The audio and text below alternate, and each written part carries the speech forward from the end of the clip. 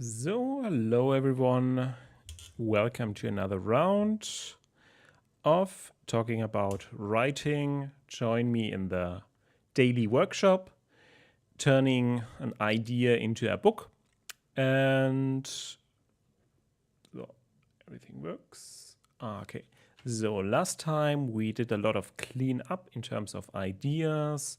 I had in mind we organize a little bit the individual chapters, and we will both work on cleaning them up a little bit more so that we can start writing eventually, but all that preparation is necessary, as well as we will start with the basically design book or design guideline for the book. Basically decisions that are global. For example, what I told you in the last few weeks about the narrator and the omniscient narrator versus the perspective or the cinematic perspective from the outside. So this is something we will do, and yeah, we will just continue. I mean, it's a lot of stuff to get through. Okay. So as usual, share the screen, and we are ready to go. So I don't do much intro today. Just watch from yesterday. I did a little bit of intro about the project. It is a science fiction project and playing in a post-apocalyptic world. And what we have managed in the last few weeks is to get the individual chapters ready. So from our protagonist, where she goes, I mean the individual locations that we will describe, and towards the end it's more like that is then all on Earth, that is on Venus, that is on Earth, that is on Mars. We went through all the ideas I had and all the research I had, and we organized the individual chapters. We prepared the PDF for publishing, including the individual chapters. I mean, that is basically the skeleton crew of the book.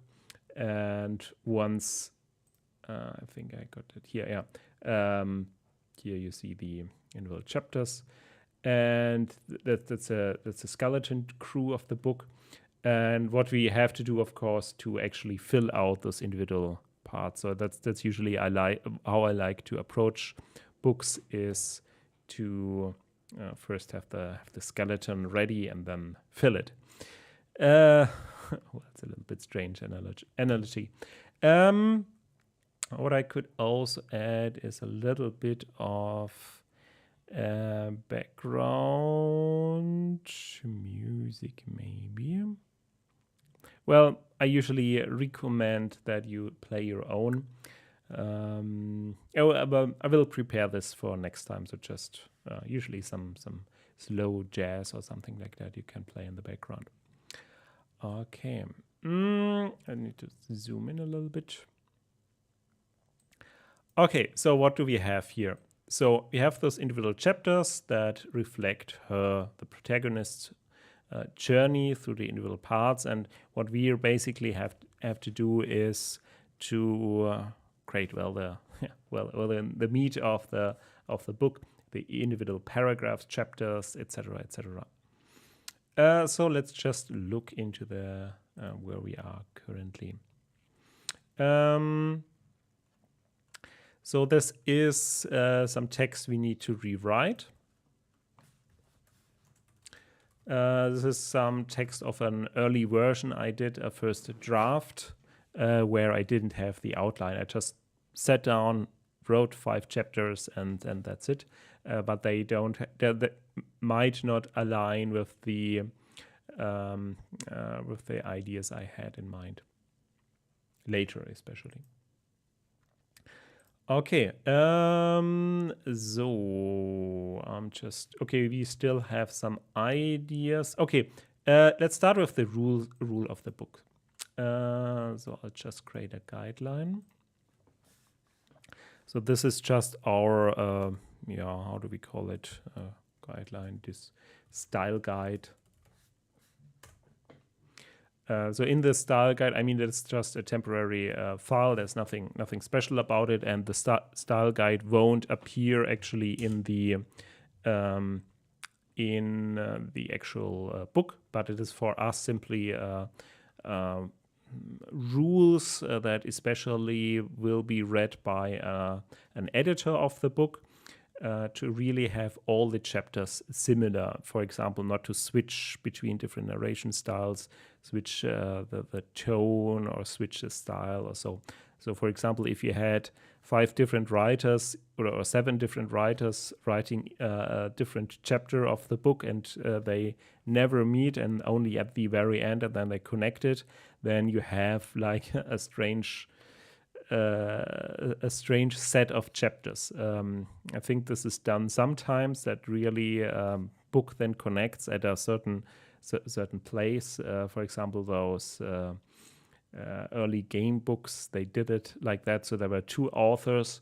So one author wrote the first book, or the first half of the book. The second author wrote the second half of the book, and they just basically negotiated a place where those 2 chapters meet up. So it's a little, you can imagine that it is a little bit strange, the result.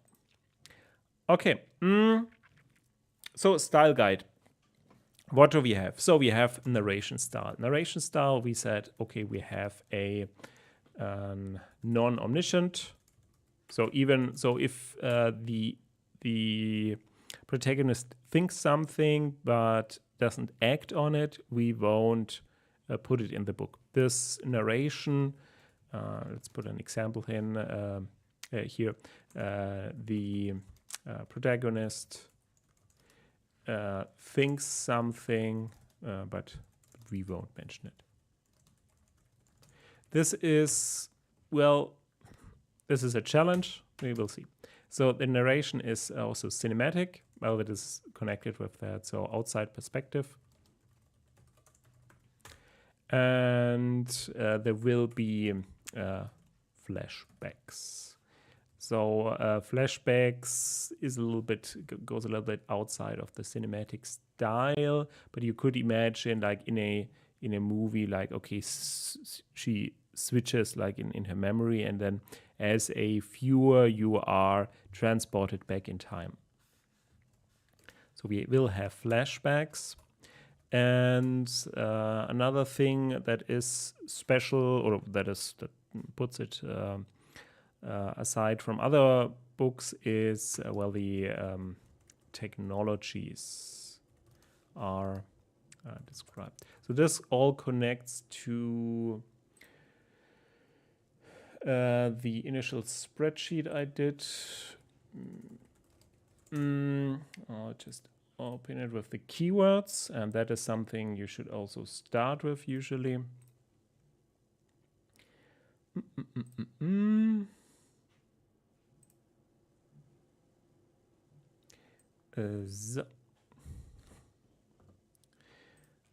So we have, this is still something in production. So we have the narrator, so we have that. And what is important, hard science fiction. So this is important, hard science fiction. So there are some political elements and some scientific elements, and so the focus is not just tell people, okay, you that they go on the maglev train and go through the world, but also describe technologies. Here's the challenge. Don't have too much exposition, meaning don't just I won't just put like a large paragraph about, I don't know, the brain or how magnets work or something like that. The challenge is to integrate it into the story, and also don't have people coming up to the protagonist and say, hey, do you know how this works? And suddenly they start an artificial conversation just with the goal of explaining how that works. Or what I plan to do is a little bit in terms of television ads. That is a little bit of a cheating in that regard. So she sees television ads that explain a certain situation, like news or so. So it is not direct exposition where I, the writer, tell the reader how the world works, but I put the reader into the shoes of the protagonist, and the protagonist reads a book or a television ad or program or documentary where this is explained. Of course, it has to be used in a limited way. Okay, moving on. So what else do we have? So we have some political elements. So use okay, we have here a use, for example, ads or commentaries on television to explain stuff. Political elements. So here we're actually using also television as a tool. For example, a news report about the UN or something like that. What's happening there? Okay. So hard science fiction is also so maybe science fiction. So, and hard science fiction means, okay, the challenge, we can't use magic. Meaning, okay, she has a brain implant and now she can somehow communicate with someone who is light years away. So it is, we can't use magic, and we can't say, well, it's an iron storm. Don't use it's an iron storm trope. So it should be something that could be actually happening. So it's not like magic technology or something like that. And all the technologies are also all possible in the near future, in the next 100 years. So that is the challenge. Okay. So what else do we have? These are just elements in the story, and these are plot elements. So then we have the cinematic view here, and we could, well, about the story tone. Here I actually have to read a little bit more if how I plan to write it, if it is called something. But for now, these are the most important things. We could hear additional things, for example, language, American English. We could add, for example, use of italics, bold.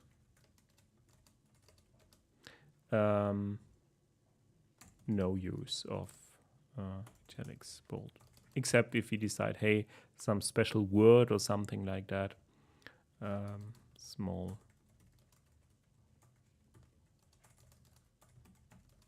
For now, we don't need it. I mean, it is. It of course it breaks a little bit the way you read the book. It is more, I think, for non-fiction books useful. I mean, if you really want to look something up and you're scanning the page, so if it's not like a linear thing. I mean, it would be like if you watch a movie and suddenly the screen becomes larger or something like that. There is actually I can't remember where they actually start out the movie with a smaller screen, so they put black border around it or something like that. That, and there are examples where they start, for example, in black and white and then switch to color. This is, of course, a possibility, but it has. We have to have some sort of connection to the actual story. So I don't see it like, except if we, for example, let's say if we write a story where they are in I don't know, in cyberspace and in the real world, and for the real world we use rainbow colored fonts or something like that. If that is something, but that is more or less a gimmick. And of course, does it really increase the readability? What about other formats? What about an audiobook, etc.? So for now, we don't need that. Okay, so that is this. So I think we have that, and we will just add stuff if we say, okay, for example, we naming of characters or something like that, or how do we describe things, or how do we shout in the book. So do we use like capitals for shouting, or do we write he shouts blah blah blah blah blah, or do we imply the shouting by using, for example, curse words? So should we write basically he shouted at him or at her or at the I don't know, officer, please go away.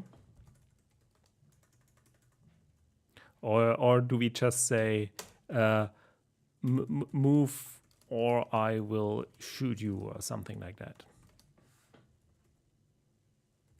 Or I don't know, he shouted angrily at the officer, please go away. Or do we actually shout, move or I will shoot you? So this is something. I mean, here he shouted angrily at the officer, blah, blah, blah, please go away, or move or I'll shoot you. I mean, it implies that he doesn't say move or I'll shoot you. And especially, of course, with the exclamation mark. Or something like, I mean, it might not be then the actual thing he is doing, but you're implying a certain way he's shouting. I don't know, move or I will shoot you, pointing his gun at the officer. I mean, that's more exciting, of course. He shouted angrily, waving his gun. I don't know. So we have to see what variants we will use, but something like that, it should be consistent throughout the book. I mean, if it's not consistent, then you need to have a reason why it changes, I don't know, midway through your novel. So that is the point. Same with naming. You can't, if you start out naming every person on the street, the neighbor, the barman, the person on the street, the person at the gas station or something like that. If you name everyone and then halfway through the book you stop naming people, that is also a point. So yeah, that simply has to be consistent. Or maybe halfway the protagonist loses her mental capabilities and forgets names. Could be something like that. I mean, you have to have a reason then, and it should make sense. Okay, moving on. So we still have some ideas here, and this is also something we can add to the style book.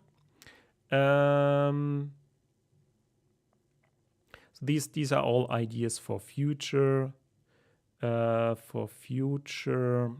novels. I will just copy that over here into a different document.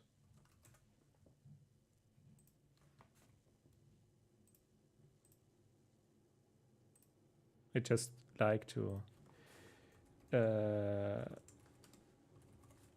organize things before I move on. So, and about the computer speech, what did I mean there? Okay. Okay, this was about Alexa and existentialism. Don't need this one. The intro, I think that was Stone Keep or something like that. Doesn't fit here. No, that was... okay. That was Death Note. Could be a different story. So, implant malfunction. It's also an idea, but not for this novel. So how do people report multiple personalities? This is something I still need to research. So this is actually something for our core of the novel. Well, I know it, but it is something I need to do some more research. Okay, so some more last one. Here, this is just how Joss Whedon approaches his story here. I mean, it's basically just I tend to write about people who are helpless or out of control who then regain control. So it's a different approach. If you look again here at my about the plot here, I show it. That's basically her development. Where is it here? These two, the competency and the confidence. So she starts with medium competence, but competency and high confidence. Then her confidence drops, and she regains it, and then she also gets more proficient. It could be something that we also add here, being in control. I mean, this is all like internal stuff, also being in control, or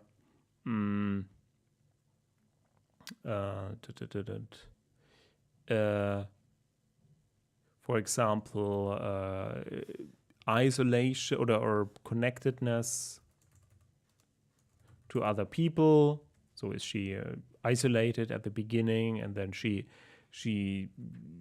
regains it? So actually, we could, for example, say, okay, at the beginning she has she's in great. She has a lot of. She's connected to a lot of people, and in the aftermath, she really drops down. So she loses her job. She maybe just has her core family, and then maybe she stays that way when she goes on the Venus mission, and only towards the end it might be that she at least regains some sort of connectedness to Earth, to the world.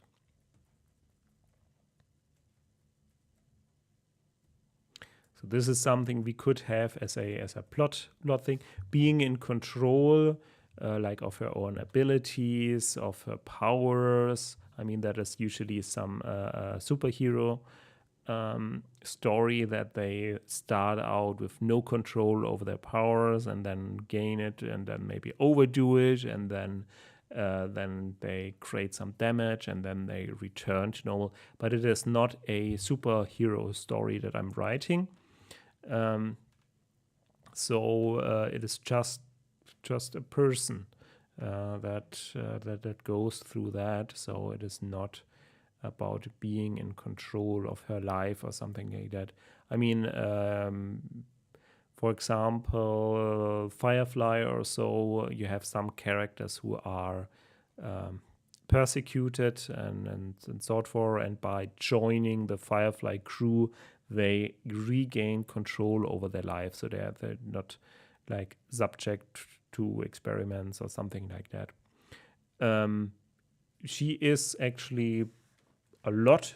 I mean, she is pretty much in control. I mean, she loses then her job, but she regains that when she regains that that implant. So it is obviously not a big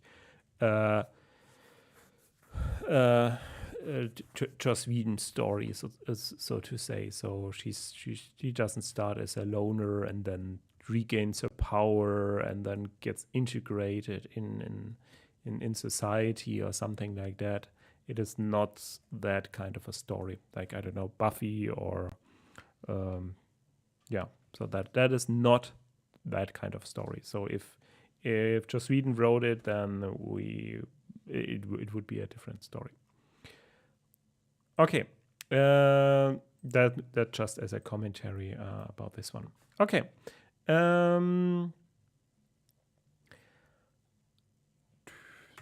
Okay, so we're done with the ideas. We have enough ideas. I'll double check my other idea bucket. Let me briefly check. I think I've transferred everything to the file. I actually just put it quickly in the in a calendar or whatever notepad or so I have whenever I have an idea. Checking. One moment. Okay. I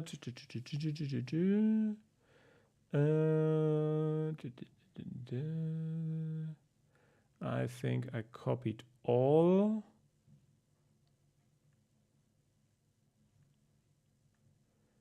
Release. No, that's not.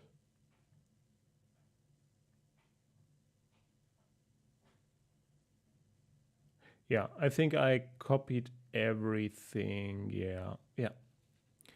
Okay, so this is done.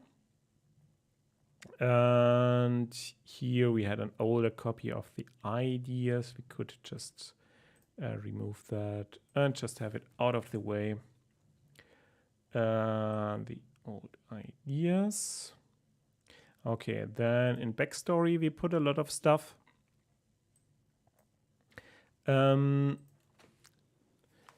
So this is about the hero sheets. I think this is related to actually characterizing your protagonist, antagonist, etc. as if they were like role-play gamer heroes. Don't think this exists anymore.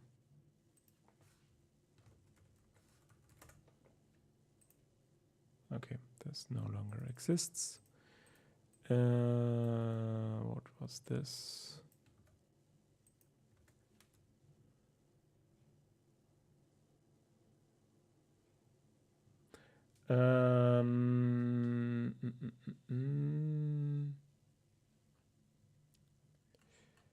Yeah, so basically, if I remember correctly, I mean, basically you would just take an existing role-play game that kind of fits your theme and then create your, I mean, that's the usual thing about pen and paper games. You take their rules and then create your hero.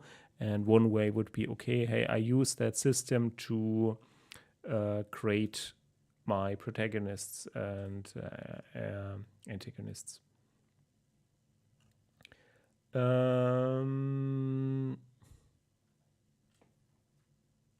I will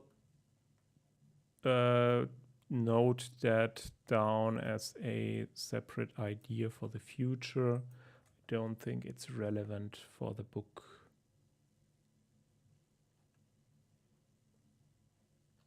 Yeah, I have to check it. I can't remember actually what the idea was. But in general, creating hero sheets, that would be a good idea. I'll just add it to the other here. Just noting it down on my calendar. I mean, we already have here the rules of the book. That is already part of the style guide. So what we have is backstory. I'm not sure yet about the name, but I just call it as Catherine. Backstory Jake. Backstory Earth. And we don't need a backstory for, I don't know, Mars or Venus, except if there's like a station or something like that. So, and then have people physically move when talking or thinking. So instead of just say, he says this, he says that, he says this, he says that, have them move around. So this would be more something for our style guide, simply to check. I'll just put it here. Let's put it down on the conversations in the book. And again, this is something we will check it here. Then also intersperse dialogue with exposition. Yeah. I mean, for example, they talk, and then something comes up on television, or they enter a train, or they do something else. So that is a good idea. Yeah, then, well, don't overwhelm the reader in the first 5 pages. Take it very slow. This is actually also something we could use in the style guide. This would be a general thing. Yeah, maybe put just general items. And again, these would be instructions for the editor to go through and check the final or current product. or a book. Yeah, so have a ticking time clock.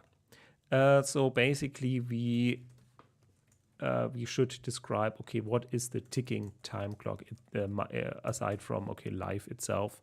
So the ticking time clock is in the book, the destruction of Earth's resources / climate by Church Tomorrow. And we can describe it. It's a slow burn, but I mean, you can imagine, for example, they drill down to the I mean, not to the core, but to the crust of the planet to get resources from the Earth. I mean, they need energy, they need materials, etc., etc. So you can describe it very visibly, the destruction of what is going on. But also, I mean, that is just one side of it, because Church of Tomorrow, at least the people supporting it think they are the good guys. So also the ticking time clock of the next asteroid. This is a little bit difficult to do because it is not like a specific thing people know about, because once you know about the next asteroid, you can, let's say, if we detect some asteroid that would hit Earth in 50 years, we could nudge it a little bit and it would miss Earth because of the long time span. So challenge, it would always be a surprise. So to actually up the ante, so to say, we would have to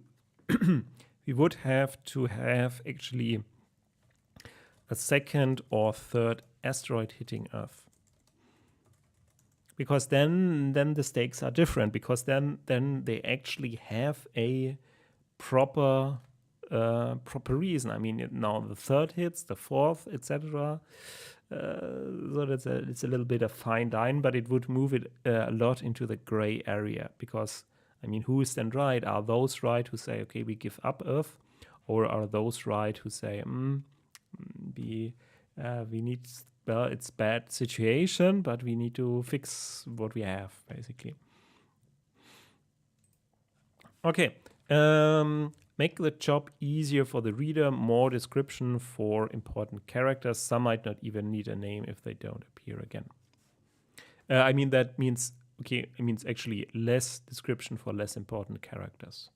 So, characterization.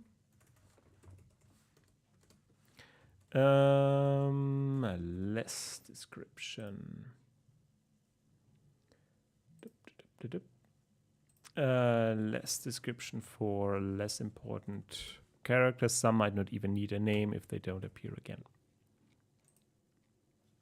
So, establish an expert whom the reader can turn to when ideas are discussed that are too far out. I thought about, okay, conspiracy theorist versus historian. The idea back then was really, okay, something else, that these asteroid impacts are deliberate or something like that. No, not sure yet. But the first part is certainly fits.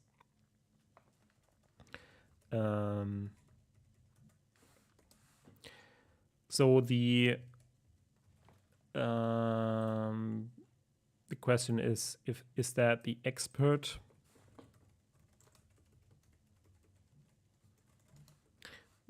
Jake? We certainly have. I mean, what we don't. I mean, she is part of Church Tomorrow, and he's as well.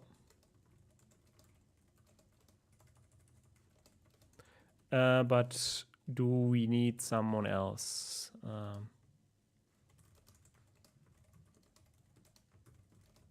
Question mark.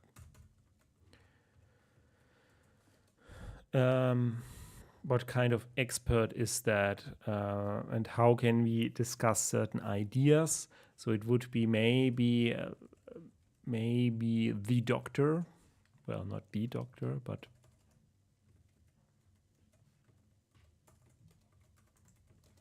that's the doctor with a brain implant. And he's someone from Cybernetics Inc. Obviously. So this is to discuss the situation regarding the brain implant. Yeah, so we probably need more experts here. We need more experts to talk about different technologies or politics, etc.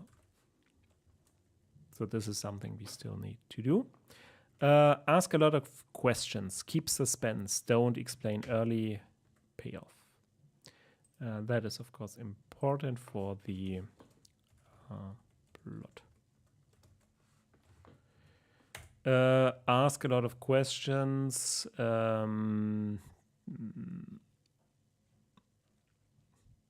Well, yeah, I actually have to look it up again. So this is some to do. Ask a lot of questions. That's something I also got from listening to, how's he called? He is called Brendan Sanderson. Just posted it in the comments. So yeah, he has a great channel and some of introductory stuff. Okay, then continuing. Backstory. Okay, always ask why a character acts like that. So this is something obviously for this style guide. Okay, that is here. So lived in universe, describe the history since today. We have that. That's part of the hard science fiction part. So that's something we have. And well, it's a, yeah. Yeah, basically that's what we will be writing here. So evil person turns around, helps at the end. That is a possible trope, but I mean that is basically the story. But evil, that is, let's put a to do here. Yeah. So then use situations as a way for the characters to reflect on themselves. So we need to create a, I mean, what we're basically having is those different situations we put the protagonist in, but we could use this one here.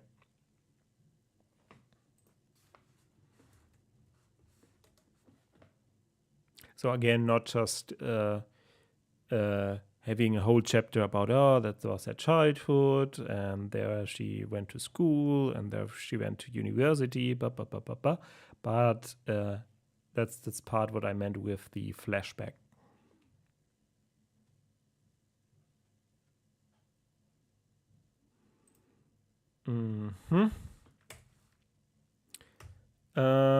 Yeah, that was my idea to start with the emotional moment, but it doesn't fit here. Yeah, rules that limit the world. We have that. Hard science fiction.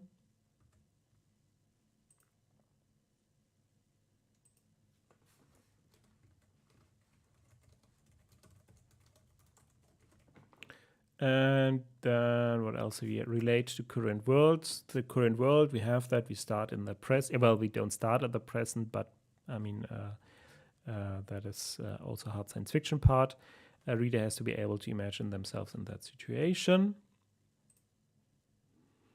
That is something, well, general.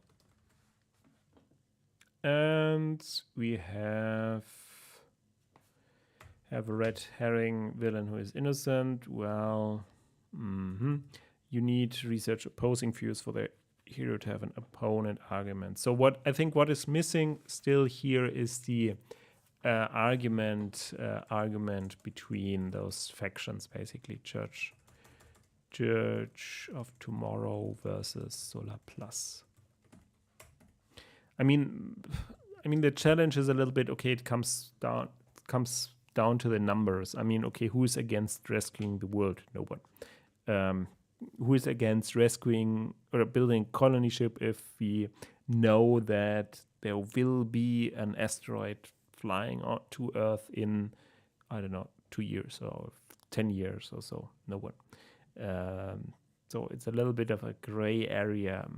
And in this, I mean, this is then the main question we actually have to ask. So that is the main argument we have to eventually ask here. And I think I should look at this pretty early, and this would be kind of the emotional argument then. And also, of course, we have to provide some sort of solution. We should never go to space. I mean, it's one extreme. We should sacrifice everything on Earth to go to space. That is another extreme. And the third one was, okay, we need to kind of balance things out. So maybe it is something like, okay, two extremes, third position. We need to I don't know, work together, balance things out. I don't know. We have found the origin of the asteroids. We can surely say they will hit Earth, the next one in, I don't know, 50 years, and we can find a solution until then.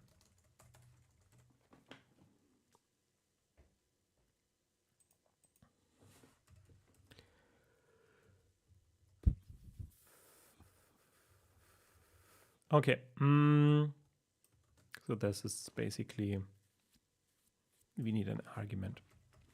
So then here we have the backstory. So she joined eventually.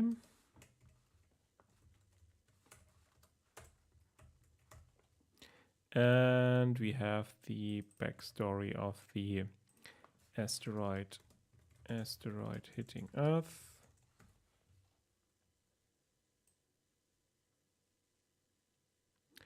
And there is some sort of journey going on. We have the 8 factions on Earth. That's something Earth that are created.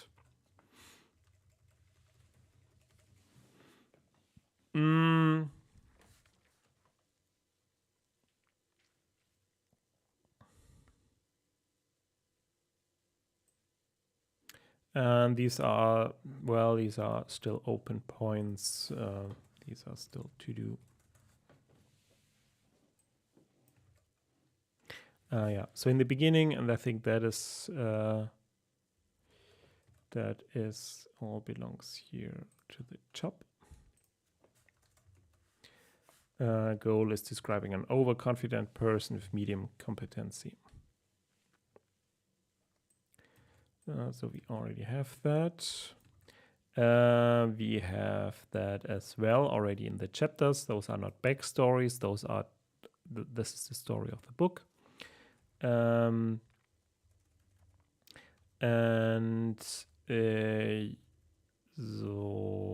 this is basically we still have to rewrite that, but it's the backstory from the game.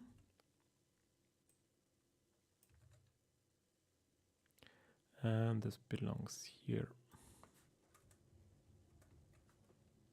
So and here the argument here, that is actually something it doesn't belong in the backstory, but this is actually something in the final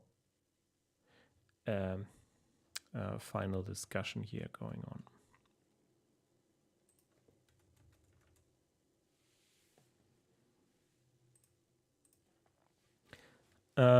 So ticking time clock. The question is, where do we want to set it up? We set it up basically here in the backstory of Earth.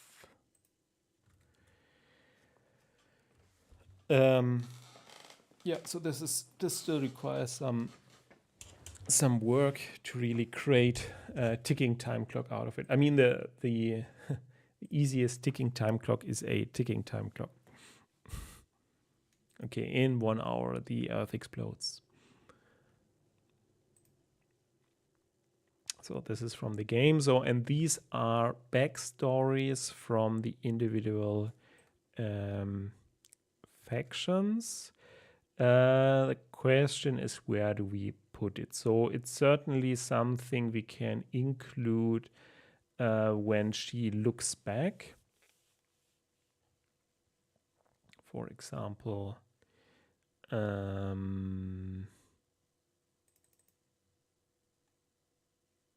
Church of Tomorrow.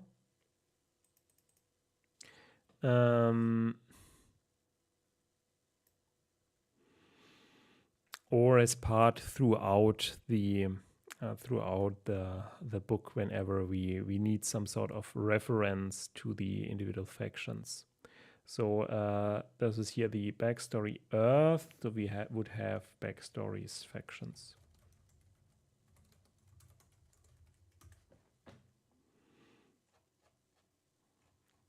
Okay, so this is more something we would draw from.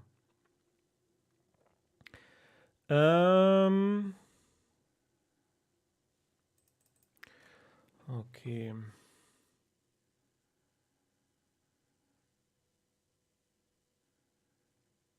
Okay, I'll quickly get something to drink and then we'll return. Going through the same things through the individual chapters, reorganizing them into a little bit middle of a structure, and then we are one further step ahead. Okay, see you soon.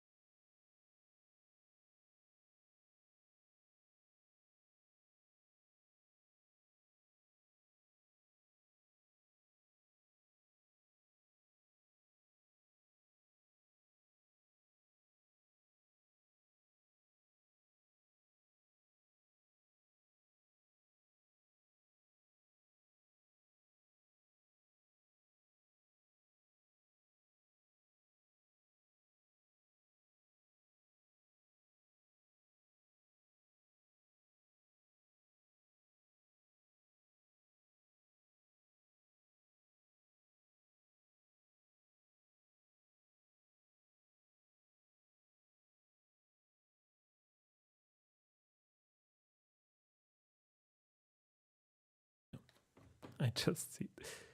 Okay.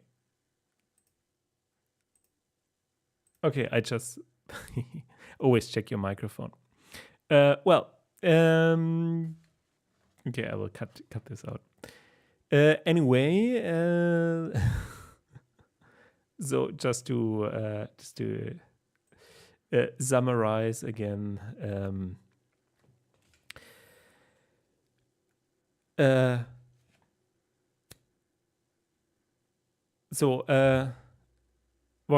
What's happening is, okay, there was a technical failure in the spaceship, but she says, hey, okay, I can take this, let me do it. It ends as a catastrophic failure. During the time, she blames herself. Then the committee comes, they research it, they see, okay, it was a technical failure, but she still has not regained her trust. Also, she has some doubts about if that was really true, if they want not to blame their own people and the management, etc. Because if that could have been prevented by the crew, that means something else. So she has some doubt, and then she only comes back later because really of the external need of the astronauts, and for herself to have an income, not to be depressed, and that's the reason why she gets that implant. And then she says, okay, whatever happened there, I hope it's better now, and she simply wants that solitary life in space. Okay, so thank you for listening. If you have any comments on that, and sorry about the short outage of my microphone, we will see us tomorrow, same time, continuing the novel, and then we're really close to getting into the thick of things and actually writing. In that regard, thank you, and see you tomorrow.